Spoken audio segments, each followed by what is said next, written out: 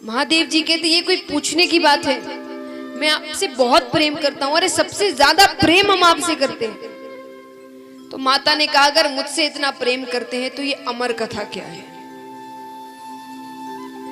महादेव जी ने कहा इसके बारे में किसने बता दिया।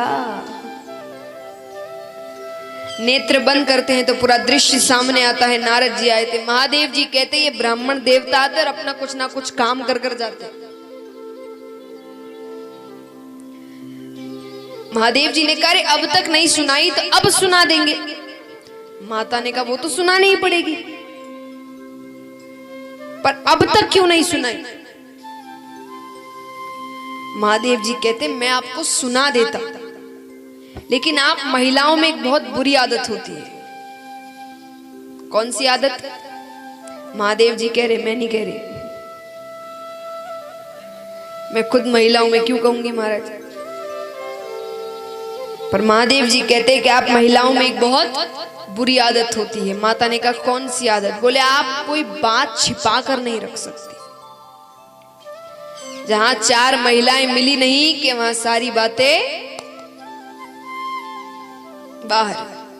और ये कथा हर किसी को नहीं सुना सकते, ये बहुत गोपनीय कथा है। गोपनीय भी कैसे, नाम से आप समझ सकते हैं। अमर कथा, सुनने वाला अमर हो जाएगा, इसलिए मैंने आपको नहीं सुनी। माता ने कहा मैं किसी को नहीं बताऊंगी, आप मुझे ये कथा सुनाइए। ठीक है, महादेव जी कहते फिर आंख बंद करिए। आंख बंद करते ही फिर महादेव जी सीधा कैलाश पर्वत की ऊंची शिला पर जाकर बैठ जाते हैं। अब कथा आरंभ करने से पहले महादेव जी ने पहली ताली बजाई। एक ताली सिर्फ पहली ताली बजाई। ताली बजाते ही जितने जीव जंतु थे कैलाश पर्वत पर, वो सभी कैलाश पर्वत छोड़कर जाने लगे। ताली का बहुत महत्व है।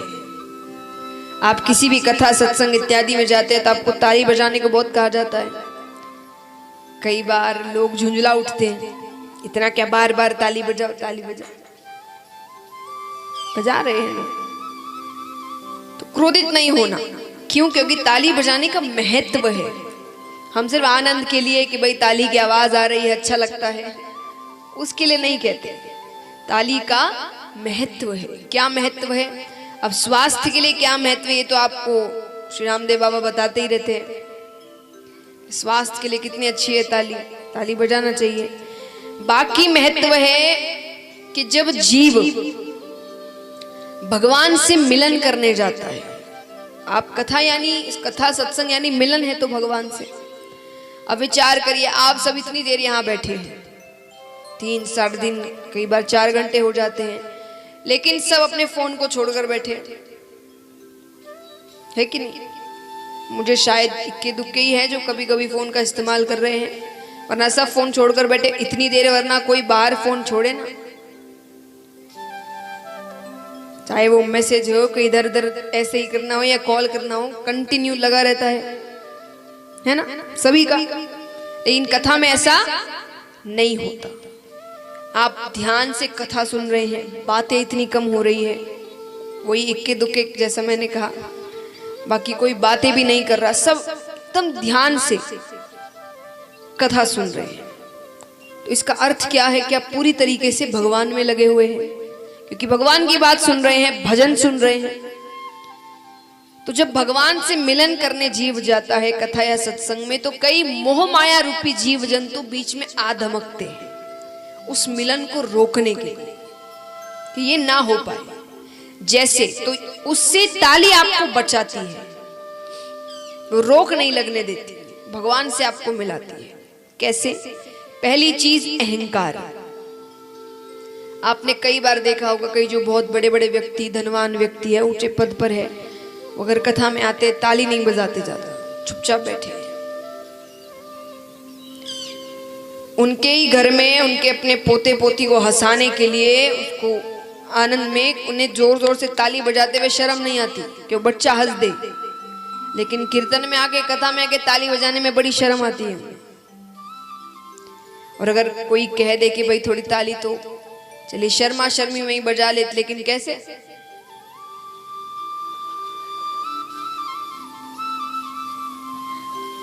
ये क्यों होता है? कि अहंकार है। भगवान के दर पर भी हम सोचते हैं कि हम ये है, हम वो है। वो अहंकार आपको ताली नहीं बजाने देता। तो ताली बजाओगे तो यानी अहंकार नहीं है। अहंकार जो बीच में आने वाला था उसका पर्दा हट गया। दूसरा पर्दा आता है आलस्य।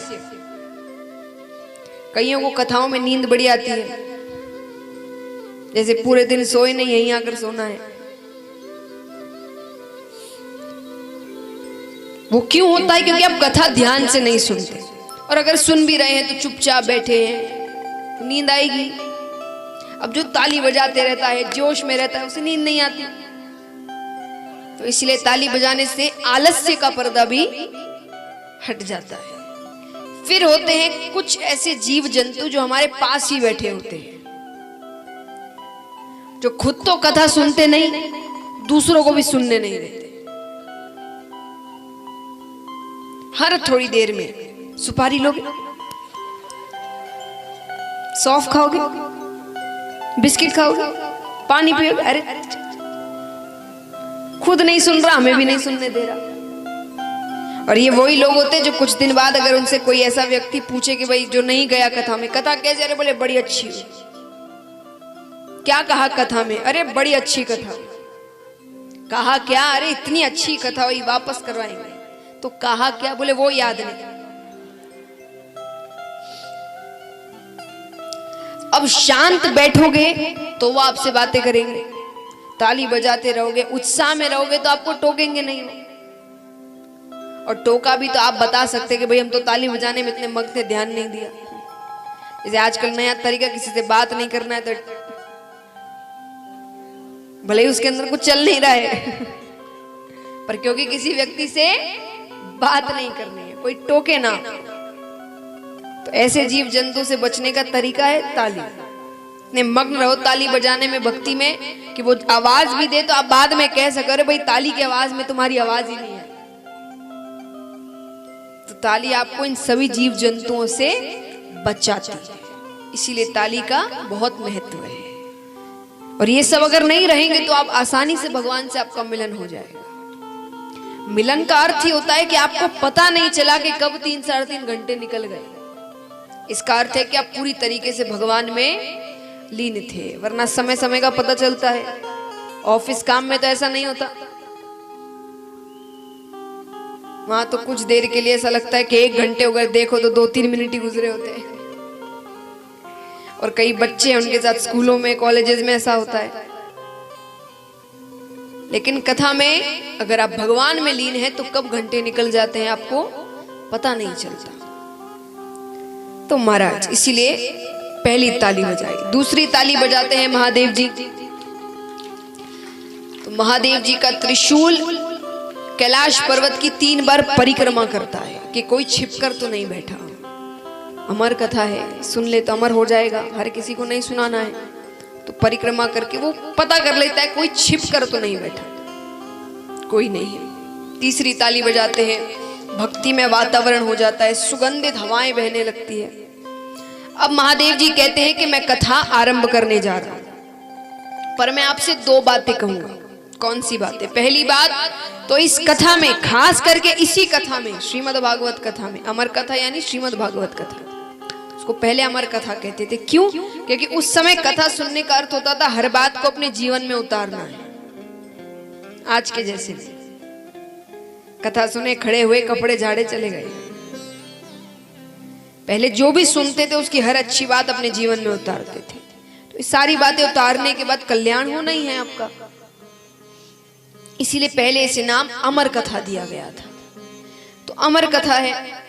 तो महादेव जी कहते कि निद्रा रानी भक्त की परीक्षा लेने आती है। अगर आप कथा ध्यान से सुनेंगे तब तो वो चली जाएगी, और इतना सा भी ध्यान इधर उधर हुआ तो वो आपको अपनी गोद में ले लेगी। निद्रा रानी यानी नींद।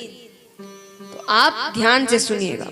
महादेव पार्वती जी ने कहा ठीक है, लेकिन फिर भी सेफ्टी के लिए महादेव जी ने कहा बीच बीच में हो सकता है मैं ही कथा कथा कहते कहते कहते नेत्र बंद कर लूं, बंद मानी मैं सो ना जाऊं, पर मैं भक्ति में लीन हो जाऊं, कथा कहते कहते नेत्र बंद कर कर कथा कहूं तो मुझे दिखेगा नहीं कि आप सो रहे हैं कि नहीं। उठा मैं नेत्र खोल कर रखूं तो मैं ही आपको जगा दूं। तो आप बीच बीच में स्वामी स्वामी स्वामी कहते रहिएगा। हुंकारा भरते ना, खास करके महिलाएं जानते होंगे, आप व्रत इत्यादि करते हैं जब, तो कोई कहानियां सुनाता है आपको तो आप करते रहते बीच में। ये महादेव जी ने ही इसकी शुरुआत की कि पता रहे सामने वाला सो तो नहीं रहा। तो महादेव जी ने कहा कि बीच बीच में स्वामी कहते रहिएगा, मुझे आवाज आती रहेगी तो मैं कथा कहता रहूंगा, फिर सीधा अंत में ही रुकूंगा मैं। माता ने कहा ठीक है। कथा आरंभ होती है। आरंभ होते ही कल्पतरु वृक्ष के नीचे बैठे थे महादेव जी, उस पर एक सूवे का अंडा पड़ा हुआ था। सूवा यानी तोता, उसका अंडा पड़ा हुआ था, वो उसी समय फूट जाता है, उसमें से एक शूक बालक निकलता है। अब वो भी बैठे बैठे कथा सुन रहा है चुपचाप।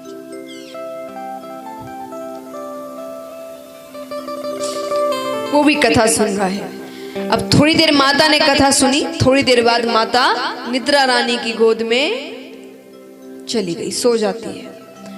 अब महादेव जी भी नेत्र बंद कर कर कथा कह रहे हैं, उन्होंने पहले ही कह दिया था, लेकिन महादेव जी ने कथा कहना बंद नहीं किया। क्यों नहीं किया? क्योंकि तोते का ये स्वभाव होता है, वो कोई शब्द बार बार सुन ले तो उसे दोहराने लगता है। अब माता तो सो गई, वो शूक बालक कह रहा है ऊपर बैठा बैठा स्वामी स्वामी स्वामी। अब भक्ति की चरम सीमा क्या है कि महादेव जी को पार्वती जी की आवाज, शूक बालक की आवाज पार्वती जी की आवाज लग रही है। वो इतने लीन है भक्ति में, बस उनके कान में आवाज पड़नी चाहिए, किसकी पड़ रही है उसका ध्यान नहीं हो। अंत में, कथा के अंत में कुछ प्रसंगवश वो नेत्र खोलते हैं कि आपने क्या सीखा इससे। देवी तो नींद में, महादेव जी उठाते हैं। माता ने कहा आप फिर से कहिए, मैं अब नहीं सोऊंगी। माता ने कहा वो बात तो ठीक है, लेकिन अगर आप सो रही थी इतनी देर से स्वामी कौन कह रहा था? इधर उधर देखते, नेत्र ऊपर जाते हैं। अब वो शूक बालक आगे आगे और त्रिशूल लेकर महादेव जी पीछे पीछे। उनकी नजर में वो छुप कर कहीं बैठा था, उन्हें नहीं पता कि उसका जन्म ही तब हुआ जब कथा आरंभ हुई। तो महादेव जी ने कहा इसने तो चोरी से कथा सुनी है, जबकि सब जीव जंतुओं को बताया गया था कैलाश पर्वत छोड़ने के लिए। 3 लोग 14 भुवन घूम लेते, कोई सहायता नहीं कर रहा, महादेव जी से कौन बैर लेवे। अब शूक बालक ने सोचा कि जब दैत्यों से संकट हो तो देवताओं के पास जाओ, पर जब देवताओं से ही संकट हो तो किसके पास जाए? तब ब्राह्मण देवता के पास जाओ। ब्राह्मण देवताओं की बात देवता भी सुनते हैं। ब्राह्मण देवता यानी जिन्होंने कार्य वैसे किए हो। सिर्फ ब्राह्मण कुल में जन्म लेने से ब्राह्मण देवता नहीं बन जाते। कहते ना कि पति परमेश्वर, तो पति बनने से परमेश्वर नहीं बन जाते, परमेश्वर जैसे काम करने पड़ते हैं, तब जाकर पति परमेश्वर कहा जाता है। उसी प्रकार ब्राह्मण कुल में जन्म लेने से ऐसा नहीं है कि देवता आपकी बात सुन ले, आपको वैसे कार्य करने पड़ते हैं। तो इसलिए तो सुखदेव जी यानी शूक बालक किसी भी घर में जा सकते थे, पर वो वेदव्यास जी के घर में गए। वेदव्यास जी के घर में उनकी धर्म पत्नी के मुख के द्वार से वो उबासी लेती है और उनके मुख के द्वार से उनके गर्भ के अंदर चले जाते हैं। गर्भ में जाकर बैठ गए। अब यहाँ पर महादेव जी दौड़े दौड़े आते हैं, हाथ में त्रिशूल लिए, नेत्र लाल। वेदव्यास जी ने कहा प्रभु पहली बार तो दर्शन दिए, वो भी इस रूप में, कुछ गलती हुई है मुझसे? महादेव जी ने कहा एक चोर मेरे यहाँ से चोरी कर कर आपके यहाँ आया है। वेदव्यास जी ने कहा चोरी, वो भी आपके घर पर? आपके घर में चुराने को है ही क्या? महादेव जी ने कहा क्या मतलब? अरे नहीं नहीं, मतलब आप तो बिना मांगे ही दे देते हैं, आपके घर में कोई क्यों चोरी करेगा? और आप तो कुछ ऐसा रखते भी नहीं कैलाश पर्वत पर, भांग धतूरा इत्यादि, तो खाने की वस्तु चुराई हो उसके लिए इतना क्रोध? बोले नहीं, उसने मेरी अमर कथा चोरी से सुनी है, मैं उसे मृत्यु दंड देकर रहूंगा। वेद व्यास जी ने कहा सही नाम है आपका भोले भंडारी। बोले क्यों? बोले क्योंकि अगर उसने अमर कथा सुन ली वो तो अमर हो गया, आप उसे मार ही नहीं सकते। और मान लीजिए आप महाकाल है, सर्वशक्तिमान है, आप उसे मार दे तो अमर कथा झूठी हो गई।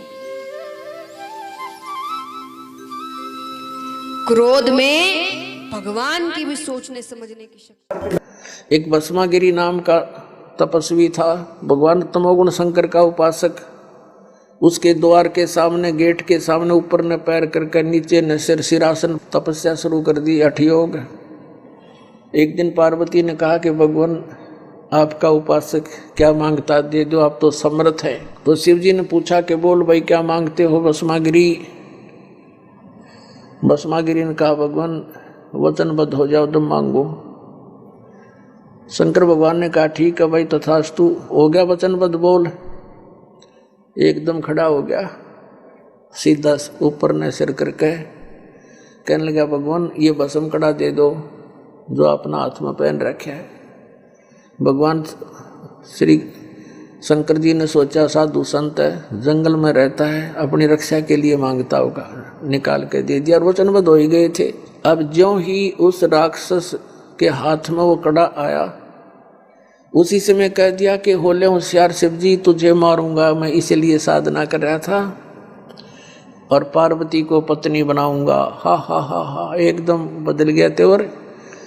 अब देख लिया भगवान शिव ने भी भाई तो बात बिगड़ गई, चेहरा बदल गया एकदम।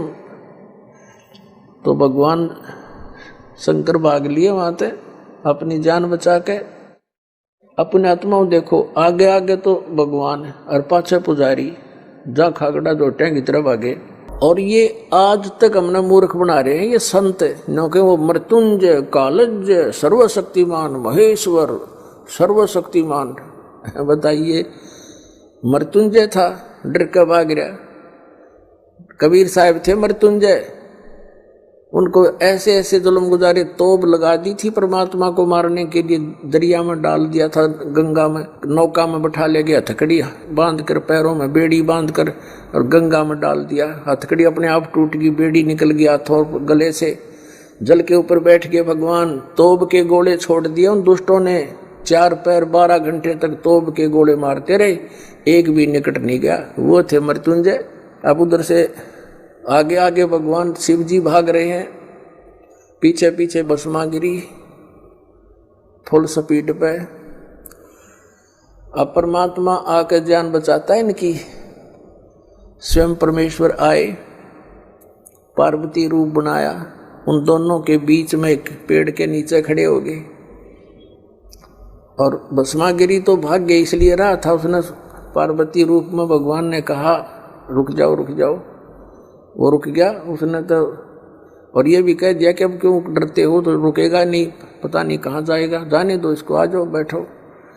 अब भस्मागिरी के लाड़ पड़े रही थी, उड़े डट गया। तो अब भस्मागिरी से पार्वती रूप में भगवान ने कहा कि कुछ डांस वांस करके दिखा मुझे, ताकि मेरी आत्मा प्रसन्न हो तेरे से। तो वो कहने लगा मैं तपस्वी व्यक्ति, मैंने कभी डांस किया नहीं। तो पार्वती रूप में परमात्मा ने कहा ला मैं सिखाती हूँ, ऐसे कर, इस पैर ने ऐसे कर, इस हाथ ने ऐसे कर, इसने ऐसे कर, और ऊपर कर। जिसमें कड़ा ले रखा था ना वो भस्म कंडा, उसको जब सिर पा लिया भस्मागिरी का, जब कह दिया भस्म, वो भस्मागिरी मर गया। उस कड़े को लेकर विष्णु रूप धारण करके परमेश्वर और शिव जी के सामने काफी दूर आगे खड़े प्रकट हो गए। और शिव जी पीछे देखकर भाग गए और कहा भागले विष्णु भागले, राक्षस ने ऐसे ऐसे मेरे साथ धोखा कर दिया। तो परमात्मा ने कहा विष्णु रूप में कि भोलेनाथ देख यू तेरा कड़ा ले आया मैं। उसका जच है नहीं ये बात, कैसे ले आए आप, कि मैंने उसको मार दिया ऐसे ऐसे पार्वती का रूप बना के, और उसको गंडत नाथ नचा के मार दिया है। अब उसका जच है को नहीं ये बात। तब साथ लेकर आए उसको, उसकी राख दिखा ली ना, देखियो मरा पड़ा, यू जल गया। जब दिल की धड़कन ठीक हुई मृत्युंजय की, शंकर भगवान की, अपने आत्मा इससे भी दुष्ट और कौन होंगे? अपनी माँ के ऊपर नीत डिगा दी और भगवान शंकर को अंतर्यामी के ये नहीं समझ सका, राक्षस के सोच लिए बैठा है और दे दिया कड़ा ठाकर, उसका 2 मारो जूत भगा देता वहां से। यदि अंतर्यामी होता समझ जाता पहले ये क्या बकवास सोचे बैठा है, अरे इनकी हम पूजा करने पर ला रखे थे, सारा जीवन बर्बाद करा दिया हमारा। और परमात्मा 600 वर्ष पहले कहा करते 3 देव की जो करते भक्ति उनकी कदे ना हुआ मुक्ति। अब भस्मागिरी से भस्मासुर हो गया, राक्षस कहलाया और कुत्ते वाली मौत मरा। ऐसे दूषित कर्म, ऐसे जुल्म, अपनी माँ पर नीत डिगा रहा, यानी इष्ट देव रूप में पूजे, उसकी पत्नी पर दोष मन में नीच के, इस देव दुष्ट और कौन होगा?